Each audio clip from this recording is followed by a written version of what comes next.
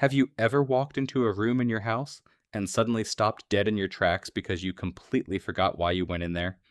You stand in the middle of the kitchen, staring blankly into the open refrigerator as if it holds the hidden meaning of life. You look at the shelves, you look at the countertops. You know you had a purpose. You know that just 30 seconds ago, a clear, urgent thought directed your feet to move. But now, nothing. The thought has completely vanished, leaving behind a strange, empty quiet in your mind. Frustrated, you turn around and walk back to the living room, and the very moment your feet cross the threshold and you sit back down on the couch, the memory instantly flashes back into your head. You wanted a glass of water.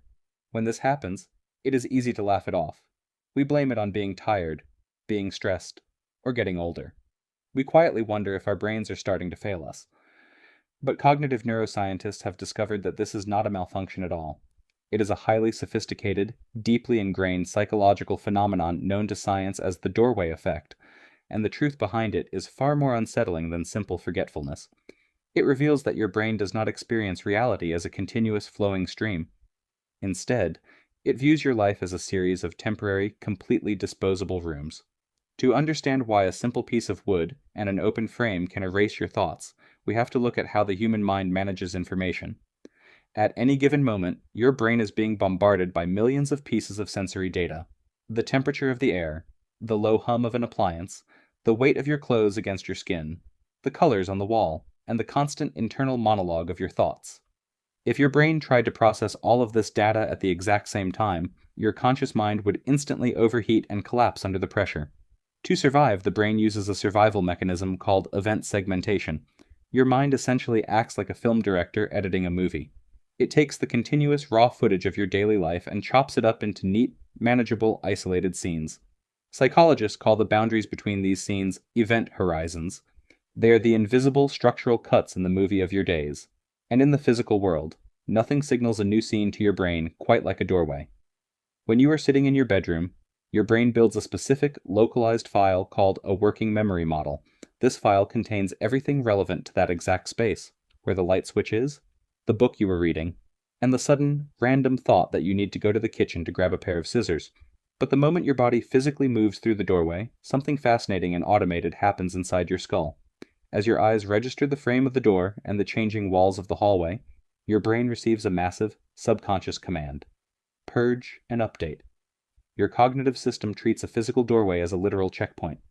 It assumes that because you have left the old environment, everything you were thinking about in that old environment is no longer useful to your immediate survival. So it opens the trash bin of your short-term memory, dumps the file containing the scissors, and immediately begins scanning the kitchen to build a brand new file. You stand there blankly because your brain literally cleared its own cache to make room for a reality you haven't even interacted with yet. It prioritized the new room over your past intention. It wiped your mental whiteboard clean just to make sure you were ready for whatever was waiting on the other side of the wall. This tells us something profound about human nature. We like to believe that our memories are like files saved on a hard drive, permanent, unshakable, and always accessible whenever we want to look at them. But our working memory behaves much more like a dry erase board. Your brain is constantly erasing your past thoughts the moment you change context, just to ensure you don't trip over your own thoughts in the present. And here is where the concept gets truly eerie. In our modern digital world, we aren't just walking through physical doorways made of wood and drywall anymore. Every single day, you pass through hundreds of digital doorways.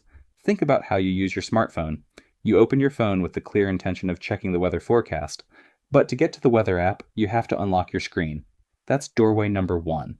Then, a bright red notification icon pops up on your screen. You tap it, opening a social media app. That's doorway number 2. Suddenly, 40 minutes have passed, and you find yourself deep in a video feed, looking at a stranger's vacation photos, or a dog doing a trick. Completely paralyzed by a digital version of the doorway effect. You completely forgot why you unlocked your phone in the first place. Your brain encountered a digital event horizon, purged your original intention, and built a new memory model for the app you are staring at. We are living in an era where our environments are changing faster than our brains can process. We jump from a work email, to a text message, to a news article, to a video, crossing dozens of psychological thresholds every single hour.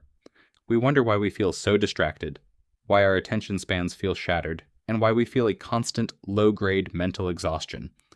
It is because our brains are working overtime, constantly clearing the whiteboard, throwing away our thoughts, and trying to adapt to the new room we just clicked on. We have built a world of infinite doorways, and our minds are trapped in a perpetual loop of forgetting. It is a reminder of a beautiful, bittersweet truth about being human.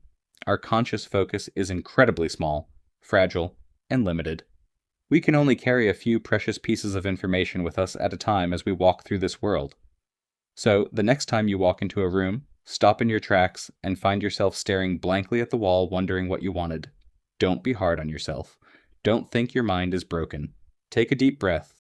Take a step backward through the frame into the room you just left, and watch how quickly the memory floods back. Usually, stepping backward triggers the old file to reload. It is a wonderful reminder to embrace the strange, beautiful design of your own consciousness. Our brains aren't failing us when we forget. They are just working incredibly hard to keep us grounded in whatever new reality we step into next. Thank you for spending your time wandering through these thoughts with me today, and for staying all the way through to the end of this screen. If this journey into the hidden layers of our daily habits brought you a little bit of joy and knowledge, feel free to stick around for the next chapter. There are always more thresholds to cross, and more human mysteries waiting to be uncovered. Until next time, take care of your thoughts, stay curious, and remember to look closely at the rooms you choose to walk into.